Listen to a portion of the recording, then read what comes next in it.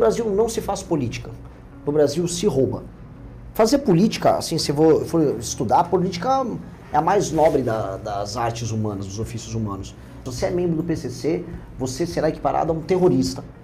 Entendeu? Tem que passar uma legislação específica para isso. Nosso dinheiro, ele vale pouco quando comparado às principais moedas do mundo, normalmente o dólar. A nossa taxa de juros ela é altíssima, portanto, por pegar dívida, comprar, vender, produzir é muito caro aqui e os impostos estão cada vez mais altos. Cansado de torcer para políticos que não têm uma página de projeto escrita? Se você busca profundidade, técnica e a coragem de quem estuda o Brasil de verdade, seu lugar é aqui. Inscreva-se no @14cortes política e acompanhe a construção da única alternativa real ao sistema. E a gente está recebendo hoje aqui no Mando News o pré-candidato à presidência da República pelo partido Missão, Renan Santos, 42 anos, um dos fundadores aí do Movimento Brasil Livre, o MBL. Seja bem-vindo, boa noite, Renan. Boa noite, obrigado por nos receber, um prazer estar aqui. Vindo ao sul de Minas para falar sobre isso, sobre a sua pré-candidatura à presidência da República. O que coloca você à presidência da República como pré-candidato? Eu quero tornar o Brasil um dos países mais importantes do mundo. Eu acho que as pessoas não têm mais ambições sobre o Brasil. Eu vejo discussões políticas, o Lula ele quer dar um pé de meia para um estudante, ele quer dar um botijão de gás. O Flávio Bolsonaro ele está muito focado em tirar o pai dele da cadeia. E nós, que temos uma nação de mais de 200 milhões de habitantes, que podemos ser uma das 5 nações mais importantes do mundo, ficamos aí à deriva, né, perdidos. E eu acho que a gente não tem que ficar à deriva, acho que a gente tem que se organizar, trabalhar bastante, ser uma das nações mais ricas, mais importantes, mais poderosas do mundo. E aí eu quero fazer isso em 30 anos. O Movimento Brasil Livre surgiu ali em 2014, aquelas manifestações anti-Copa do Mundo, pedindo o impeachment da Dilma. Só que nessa vibe aí também, quem pegou carona foi o Bolsonaro, que acabou sendo eleito em 2014. Agora vocês falam aí também, que acabou sendo eleito em 2018, vocês falam aí que é fazer uma nova política. Como que seria isso? Como que conseguiria fazer isso no Brasil, onde depende de um Congresso parece que cada eleição passa fica pior? Pois é, assim, eu não gosto muito da coisa da nova política, porque parece assim que eles vão fazer uma coisa completamente nova. No Brasil não se faz política, no Brasil se rouba. Fazer política, assim, se for estudar, a política é a mais nobre das artes humanas, dos ofícios humanos. É a arte de organizar o mundo, de você tirar o mundo que é um caos, você levar a ordem para ele. Então, política é uma coisa nobre. Se a gente souber fazer política como uma coisa nobre, com compromisso, com valor, sem se apropriar daquilo que é público, trazendo, vamos dizer, uma lógica de sacrifício em nome de um bem maior, você está fazendo política, isso é muito bom. Então o que nós vamos fazer é política. Política verdadeira, concreta, objetivando o bem comum, correndo os riscos necessários, defendendo o que precisa ser defendido. E isso vai mudar as coisas, e já está mudando. Hoje, as pesquisas Atlas que saíram ao redor do Brasil colocam todos os nossos candidatos muito bem, em todos os cenários para governos estaduais, e eu já muito bem em vários lugares. Eu acabei de pontuar quase 4% aqui em Minas, sabendo que tem um governador, eu estou tecnicamente empatado com o governador de Minas, que é o Zema. Eu estou já isolado em terceiro lugar com praticamente 7% em Santa Catarina, mesma coisa no Amapá. Ou seja, a mensagem nossa está chegando. E qual a mensagem? Existem duas correntes ideológicas que achavam que mandavam no Brasil.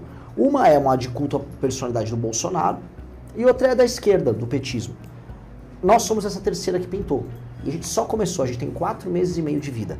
Dá um tempinho, mas deixa a gente completar um ano de vida que tranquilamente a gente está disputando o poder já com essas duas forças. Aí é o Partido Missão, fundado em novembro do ano passado, né, a partir do MBL. E aqui mesmo no Instagram, né, no seu Instagram, são colocados aí 7 propostas, né, pontos aí do Missão. Entre eles ligados a acabar com facções criminosas, né, a descentralização da produção no Brasil, que até chamar a atenção isso, como conseguiria fazer essa descentralização de produção no Brasil, considerando que às vezes é a logística das grandes empresas que querem os grandes centros. Fala um pouquinho dessas propostas. Então, assim, nós podemos ter polos de diferentes tipos de produto e serviços acontecendo em vários lugares do Brasil. Alguns lugares do Brasil têm população, a região Nordeste é um exemplo, mas não tem complexidade econômica. Por que que não tem? Você tem que ir lá ver. Olha, você não tem competitividade, você não tem infraestrutura, você tem uma classe política que não está afim de ver as pessoas trabalharem. Eles querem só mamar dinheiro público, a classe política de lá. Você não conseguiu, vamos dizer, unificar as forças produtivas, com a vontade do setor público em fazer as coisas acontecer. E aí você não anda lá. E aí o governo federal tem que olhar e falar, eu tenho que levar a competitividade para lá, tenho que instalar empresas lá, eu tenho que fazer a economia se tornar dinâmica lá, porque aí você evita a migração de pessoas de lá para outros lugares, o que gera favela em outros lugares, você aumenta o PIB na região, você muda a dinâmica da cidade, você faz as pessoas viverem melhor. Isso é uma obrigação nossa, então faz parte do nosso projeto. Entendi. Agora, uma questão que chama a atenção também aqui entre as suas propostas é uma política voltada para as pessoas em situação de rua. Pouso Alegre, que vive num entroncamento aí de várias rodovias federais, é um dos municípios que mais sofre com essa situação aqui na região. A quantidade de moradores em situação de rua é grande. Explica para a população um pouquinho como que seria essa política para tirar esse pessoal. Seria até através de internação compulsória? Obrigatoriamente. Boa parte do que a gente chama de morador de rua, na verdade, é uma pessoa com algum tipo de problema mental. E essa pessoa, ela perdeu a rede de apoio que é a família dela, virou um andarilho, saiu andando. Isso, em geral, é o que acontece. E aí ela mora na rua e acaba vivendo da assistência estatal ou de alguma igreja que ajuda, mas ela acaba morando na rua, isso não é bom pra ela. Quando é mulher, ela acaba sendo vítima de violência sexual, acaba nem denunciando, fica grávida. É muito triste o que acontece com essas pessoas. E são pessoas que precisam de ajuda. Se elas têm deficiências mentais, elas precisam ser internadas. E elas estarão protegidas sendo internadas.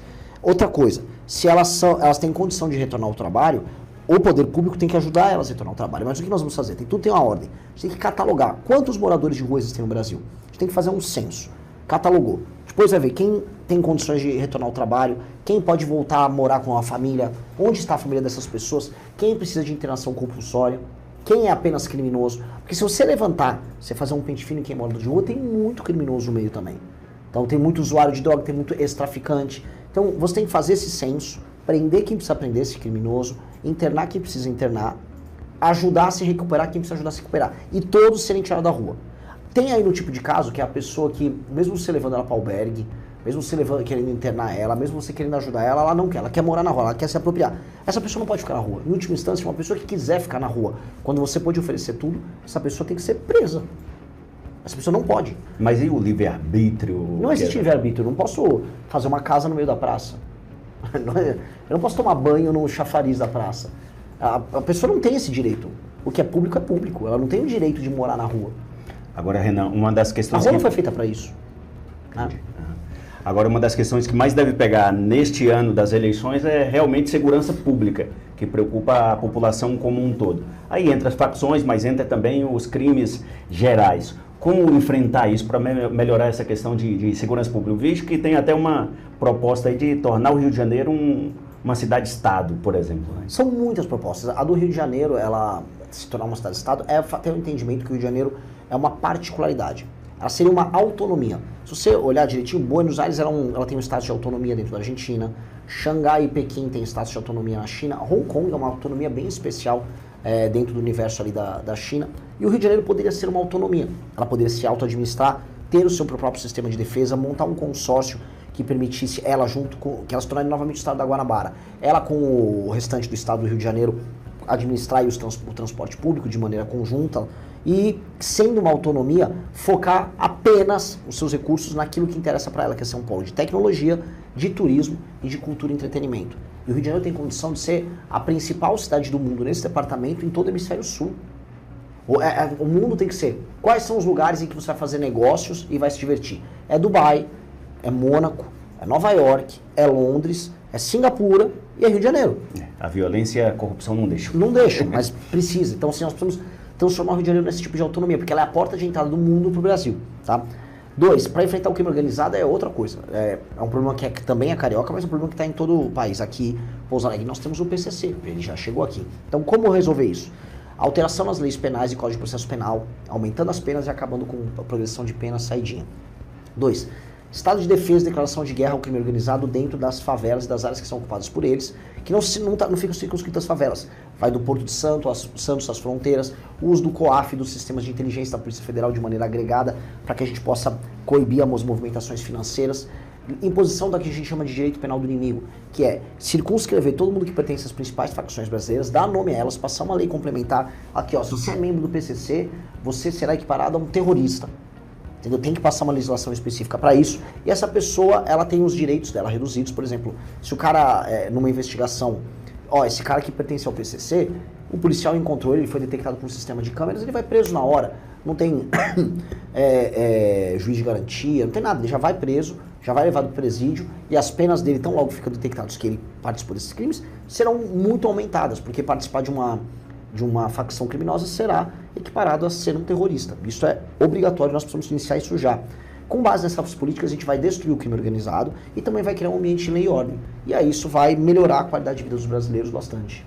Além da segurança, outra situação que mexe com todo mundo, em qualquer lugar do país, é a economia. Por mais que as pessoas falem, a geração de emprego está melhor do que antes, mas o poder de compra não está. Como melhorar essa sensação de que eu vou ao supermercado e com o meu salário eu consigo encher o carrinho e pagar as contas com tranquilidade? O dinheiro do brasileiro não vale nada.